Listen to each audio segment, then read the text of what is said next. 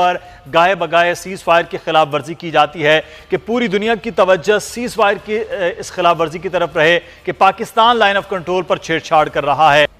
देखिए, जब भी हमने कोई ये अंदाज़ा लगाना हो कि कोई काम हो सकता है या नहीं हो सकता, तो बड़ा उसका अच्छा तज्ज़िया इस तरीके से किया जा सकता है कि तारीख को देख लेते हैं।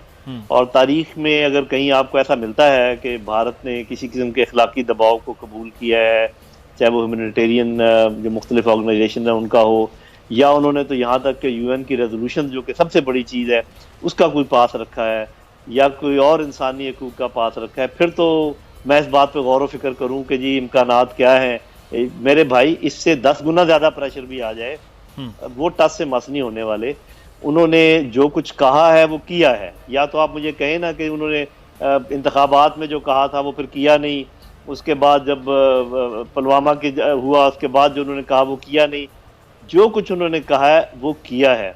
और अब वो ये कह रहे हैं कि हम हमला करेंगे आज़ाद कश्मीर पर, और हम ये कह रहे हैं कि वो तवज्जो हटाने के लिए जो कि कश्मीरियों पर जुल्म कर रहा है उससे तवज्जो हटाने के लिए कर रहा है। तो अब भी अगर हम ना समझे और यही समझते रहे तो फिर काम बहुत ख़राब हो जाएगा। बात यह है कि वो एक ख़ास हिकमत अमली के तहत अपना प्लान टाइमलाइंस के तहत वो चल रहे हैं। वो एक चीज़ होती है सलामी टैक्टिक्स, जिसमें होता है बारीक बारीक छोटे छोटे काम करते आगे चलते जाना। एक न्यू नॉर्मल सिचुएशन वो क्रिएट कर रहा है जिसका हमें वो आदी बना रहा है कि वो हम ये कहते रहे। और वो देखें, एक एटमी ताकत दूसरी एटमी ताकत के शहरियों को शहीद कर रही है और दूसरी एटमी ताकत जो है वो दुनिया से शिकायत कर रही है। अगर ये सिचुएशन रही तो और दुनिया ने पहले अगर कोई ऐसा काम किया हो तो उसकी कोई नज़ीर मिलती हो तो फिर भी चलो हम कहें कि जी चूँकि दुनिया ने यमन में काम ठीक कर लिया था, क्योंकि दुनिया ने इराक में काम ठीक कर दिया था, सीरिया में काम ठीक कर दिया था, अब उम्मीद है इंशाल्लाह वो कश्मीर में भी काम ठीक कर। किस दुनिया का इंतज़ार कर रहे हैं आप? कौन सी दुनिया ने क्या किया है आज तक, और ख़ासकर मुसलमानों के लिए क्या किया है, फ़लस्तीन के लिए क्या किया है? तो ठीक है, मैं ये नहीं कहता कि हमें अपना डिप्लोमेटिक मनूवर है उसको कोई कमज़ोर करना चाहिए, वो बहुत ज़रूरी होता है। लेकिन अगर कोई आप मोदी के रवैये में या हिंदुस्तान के रवैये में कोई तब्दीली लाना चाहते हैं तो जो कुछ करना है पाकिस्तान को करना है। बाकी आप चाहे आसमान की तरफ देखते रहें या ज़मीन की तरफ देखते रहें। OIC को खत लिखा वज़ीर खारजा ने, उससे पहले भी आप दुनिया की बात कर रहे हैं, हम तो सर मुस्लिम दुनिया को भी देखते हैं, उन्होंने भी कश्मीर के हवाले से उतनी खुलकर नहीं बात की है। तो हमारी तो अपनी OIC शायद उतनी खामोश है कि वो कोई बात करना नहीं चाहती है, तो फिर हम बाकी दुनिया को क्या कह सकते हैं? जी देखिए, ये तो अगर हम ये गुफ्तगू को आगे बढ़ाएंगे तो हम सिर्फ बात कर रहे हैं डिप्लोमेटिक वर्चर्स की, डिप्लोमेटिक एक्शंस की। मैं चूंकि और बातें भी कर रहा हूँ तो, और आप चूंकि पूछ रहे हैं कि और हम क्या करें, तो मैं आपको बताता हूँ कि 4 शोबे हैं जहां हमें कुछ करना चाहिए। एक में हम कर रहे हैं जो कि डिप्लोमेसी है, उसमें ये भी शामिल है जो आप बात कर रहे हैं। दूसरा है पॉलिटिकल, उन्होंने एक तब्दीली लेकर आए हैं, वहाँ का स्टेटस चेंज किया है। हमने अभी तक कोई ऐसा पॉलिटिकल वर्चर नहीं किया उसको बैलेंस आउट करने के लिए। मैं गिनवाता हूँ कि आप क्या कर सकते हैं। नंबर 1, आपको शिमला माहदे को तनसीख कर देना चाहिए, मनसूख कर दें, इसलिए कि उन्होंने अमली तौर पे उसको मनसूख कर दिया ताकि एक चीज़ तो हो।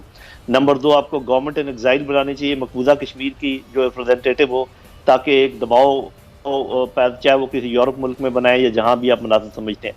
नंबर 3, आपको जाना चाहिए अक़वाम मुत्तहिदा के पास, उनको कहेंगे कि पार्शल प्लेबिसाइट के जितना आज़ाद कश्मीर पाकिस्तान के ज़ेरे इंतज़ाम है उसमें आप प्लेबिसाइट करवा के देख लें कि लोग क्या चाहते हैं, और हम अपनी फ़ौज को एक बैरकों में ले जाएंगे, किसी तरीके से भी ले जाएंगे, अपने इंतजाम के तहत वो कर लें। ये बहुत बड़े इकदाम होंगे पॉलिटिकल। उसके बाद हमें कानूनी इकदाम करने हैं।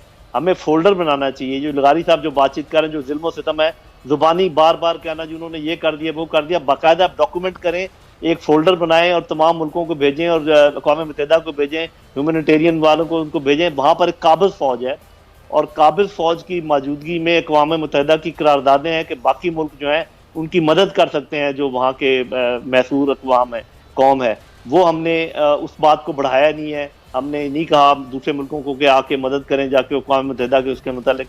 और वो तो आखिरी बात है जो मिलिट्री की आती है, जिसमें हम कम अज़ कम जो कर सकते हैं वो ट्रेनिंग अपने नौजवानों की शुरू कर दें और कहें कि अगर हम पे हमला किया तो हम जवाबी कार्रवाई करेंगे। कश्मीर के नौजवानों की ट्रेनिंग करें, पाकिस्तान के नौजवानों की ट्रेनिंग करें। और फिर ये है कि जब हम कहते हैं कि हमने मुंह तोड़ जवाब दिया है, तो मैं डिटेल में नहीं जाता, लेकिन इतना मैं जानता हूँ, फौजी हूँ, कि मुंह तोड़ जवाब जब दिया जाता है तो फिर अगले दिन दोबारा फायरिंग नहीं होती। सही, ये बहुत बड़ी बात जनरल साहब आपने की है कि अगले दिन फिर फायरिंग नहीं होनी चाहिए। लेकिन एक चीज़ है सर, यहाँ सवाल आपने जो ट्रेनिंग के हवाले से, हमारे तो पहले को ट्रेनिंग के आज से 9/11 के पहले से कुछ ऐसे मंजर थे, उसको आज तक दुनिया में दिखाया बताया जाता है कि पाकिस्तान जो है वो दहशतगर्दी में मुलव्विस है। वो और बात थी, वो बाकायदा ट्रेनिंग की बात नहीं थी, वो तो दहशतगर्दों की ट्रेनिंग की बात थी। आप बाकायदा इंडक्ट करें, नौजवानों को कहें कि हम ये टास्क फोर्स बना रहे हैं, कश्मीर के सिलसिले में अगर अटैक हुआ तो उसकी हम ये आप कहें ये बात, और उसके बाद उनकी ट्रेनिंग करें। और ऐसी की तैसी दुनिया की, अगर पहले दुनिया ने आपके साथ किया क्या है, कौन सी भलाई की है कि आप दुनिया का मुंह देखने के लिए बैठे हुए हैं? अपना दुनिया के जरूर आप उनको खुश रखें, कोशिश करते रहें, काम वो करें जो आपके इंटरेस्ट में है। कल को खुदा न खास्ता अगर हमला होता है आज़ाद कश्मीर पर, आज अगर हमने अपने नौजवानों को ट्रेन ना किया तो वहाँ सीसा पिलाई दीवार कौन मदद करेगा हमारी फौज की? वो 9 लाख फौज वो उधर अगर वो लेकर आए हुए हैं और हमारी टोटल फौज अगर 5 लाख है तो आपको पता होना चाहिए कि फिर रेशियोज क्या हैं फौजों की। तो उसके लिए थोड़ा सा आपको सोच समझ कर ये सारे काम करने पड़ते हैं। तो ये 4 शोबे मैंने आपको गिनवाए हैं, हम सिर्फ एक शोबे में चक्कर काट रहे हैं और बाकी 3 शोबे हमने छोड़े हुए हैं। बिल्कुल, तो फिर इसका मतलब है लगारी साहब के हुकूमत सिर्फ और ज़बानी जमा खर्च की बात है, एक ख़त लिख दिया, 2 बयान जारी कर दिए, 3 ट्वीट्स कर ली, 1 या 2 मुल्कों के लोगों से फ़ोन पर रब्ता कर लिया, बस यहाँ से आगे तो हम नहीं जा रहे हैं। फिर जनरल साहब भी ये बात कर रहे हैं कि एक शोबा है उसमें भी शायद पूरी तरह से नहीं चल रहे। वो भी नहीं कर रहे ना, वो भी नहीं पूरे तौर पर कर रहे, उसमें वो सलीके से काम कर सकते थे, सलीके से काम नहीं किया। जनरल साहब बिल्कुल ठीक कह रहे हैं कि भाई जब एक मुआहदे ने नहीं डिलीवर किया है और वो 72 में मुआहदा होता है, 73 में मुआहदा होता है और वो मुआहदा आपका डिलीवर नहीं करता है अप टू 2020, इतनी मुद्दत गुजर जाने के बाद भी अगर पूरे 48 साल गुजर जाने पर भी वो डिलीवर नहीं कर रहा है तो फिर आप उसके मुआहदे को क्या करेंगे? अपने सीने से लगा कर रखेंगे? नहीं भाई, आप ख़त्म करने का ऐलान करें, यकतरफा तौर पर ख़त्म करने का ऐलान करें कि भाई नहीं है, हम उस पोजीशन पर जा रहे हैं जिस पोजीशन पर हम 1972 में थे, 1972-73 की पोजीशन पर हम वापस जा रहे हैं और हम इसको कंट्रोल लाइन नहीं कह रहे हैं, हम इसको सीज फायर लाइन कह रहे हैं और ये जंग बंदी लाइन है। हम इससे आगे बढ़ेंगे और हम इसके आगे बढ़कर कोई भी कार्रवाई कर सकते हैं और उस वक्त हमारी पोजीशन चेंज होगी। और दुनिया ने कौन सा कर लिया है हमारे लिए? क्या अक़वाम मुत्तहिदा की, सही कह रहे हैं जनरल साहब, क्या अक़वाम मुत्तहिदा की करारदादें मौजूद हैं, सिक्योरिटी काउंसिल की करारदादें मौजूद हैं, इसको तो इंडिया ने नहीं कंसीडर किया ना सर, आलमी बिरादरी ने कौन सा कंसीडर कर लिया? हमारे यहाँ इस तरह की बात नहीं है। हमारे यहाँ ट्रैक टू डिप्लोमेसी चल रही होती है और बैकडोर डिप्लोमेसी चल रही होती है। हमारे यहाँ एक तासुर ये फैलाया जा रहा है कि भाई ये तय हो गया है, उधर उधर रहेगा, इधर हम रहेंगे, इधर इंडिया रहेगा, ये सब कुछ ठीक है, ऐसे का ऐसा अरेंजमेंट है, यूं ही चलाया जाएगा। जनरल मुशर्रफ के दौर में क्या पोजीशन चल रही थी? वो ये कहते कि जी करीब पहुंच गए, वादी जो है वादी के ऊपर कोई एक ड्रामा कर लेंगे, बाकी इलाके इंडिया अपने पास रखेगा, हम अपने पास रखेंगे, कोई इस तरह का हल निकालेंगे। हमारे हल या हमारे जो चीज़ें हैं जनरल साहब, हम हल लेके जाएं या ना जाएं, उस हल को तो खातर भी नहीं ला रहा भारत ने जो प्लान किया, बकौल आपके वो प्लान किया, वो आहिस्ता आहिस्ता उसकी जानिब जा रहा है। अगर तो बात यहाँ तक भी होती ना जो आप कह रहे हैं, और तब भी मैं कहता कि चलो कोई बात नहीं, जैसे हमारे कुछ बहन भाई कहते हैं जी हमारी कमजोरियां हैं, अंदरूनी तौर पे कमजोर हैं, हमारे इकॉनमी कमजोर है, तो अगर इस बात पर भी बैठे रहते तो मैं कहता कि चलो कोई बात नहीं। लेकिन बात यहाँ पर खत्म नहीं होगी मेरे भाई। हिंदुस्तान को अच्छी तरह मालूम है कि वो कश्मीर को हजम नहीं कर सकता जब तक कि पाकिस्तान को सरनगू ना कर दे, और इसी तरीके से उसकी जो अकलीतें हैं हिंदुस्तान वाली, वो भी उसके कंट्रोल में नहीं रहेंगी जब तक कि पाकिस्तान को सरनगू ना कर दे। तो पाकिस्तान को सरनगू करना उसके एजेंडे में बिल्कुल टॉप प्रायोरिटी में होगा। बात सिर्फ ये है कि हम इंतजार कर रहे हैं कि वो अपना वक्त चुने और वो अपनी जगह चुने।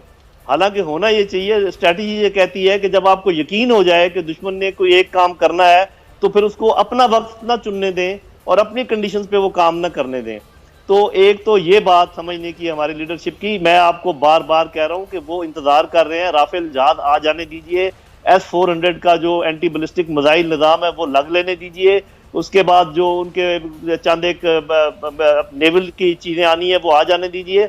वो डेफिनेटली आएगा आपके लिए और वो आएगा आज़ाद कश्मीर के लिए। उस वक्त आप कहेंगे अच्छा जी अब हम आस्तीने चढ़ा के आप जंग करते हैं। अच्छा, आपका इसका मतलब ये है कि आप जंग के लिए तैयार तो हैं लेकिन आप इंतजार कर रहे हैं उस वक्त का जो उसको सूट करता है। अगर आपकी इंटेलिजेंस कह रही है, अगर आपकी असेसमेंट कह रही है कि अल्टीमेटली उसने आपके ऊपर चढ़ाई करनी है, तो आप किस बात का इंतजार कर रहे हैं? आप उसके प्लान को अपसेट करें। एक और सवाल पूछा जाता है कि जी ये दुनिया क्यों तवज्जो नहीं देती। दुनिया को जब ये मालूम हो रहा है कि एक न्यूक्लियर पावर अग्रेसिव रोल में है और दूसरी न्यूक्लियर पावर कहती है कि हम अपना दिफा करेंगे, तो दुनिया को कोई फिक्र